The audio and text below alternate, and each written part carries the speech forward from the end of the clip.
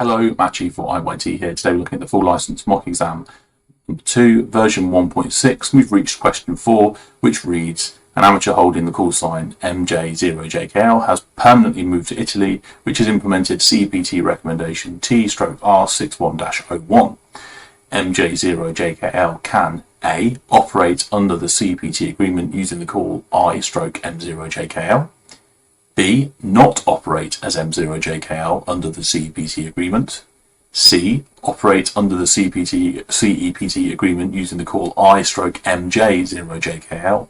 Or D. Operate under the CEPT agreement using the call I/MJ0JKL/P. So this is a tricky question and it frequently trips people up. The first thing my eye is drawn to is the mention of CEPT. So let's flip over to the book and see what that's got to say.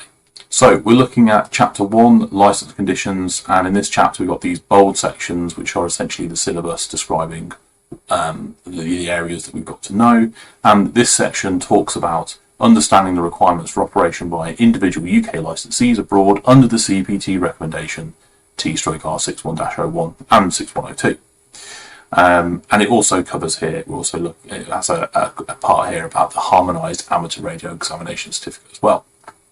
The critical thing to remember about CEPT for this question is that TR6101 only covers temporary non-resident operation for up to 3 months. So during that 3 months you can set your own station up, you can use someone else's station, and you would operate under a prefixed version of your own call sign, but it is this 3 months part, which really makes a difference for this question. And coming back to the question again, we see that MJ0JKL has permanently moved to Italy. He's permanently moved, so he's now going to be there longer than 3 months, and he's going to be a resident. So CEPT no longer applies, which means we can scrub out any of these answers that talk about operating under the CEPT agreement. So A, operate you as I/M0JKL, nope. B, not operate as M0JKL, that is the only option.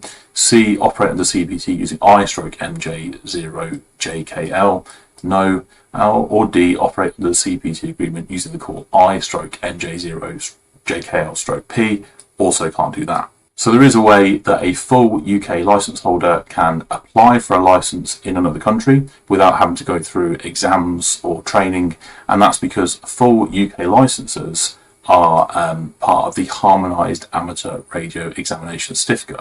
And that basically means that all of the countries under HAREC have basically agreed that their full licence is all at the same level. They're all worth the same amount. So a full licence in the UK might be worth, for want of a better term, the same as a full licence in Spain or France, for example. So if you're going to be staying in a country for more than 3 months, and that country is also as part of the HAREC scheme, you can apply for a license there, and you would basically get your own call sign in that country. You know, if you'd gone to France, you might get a French call sign. If you'd gone to Germany, you might get a German call sign.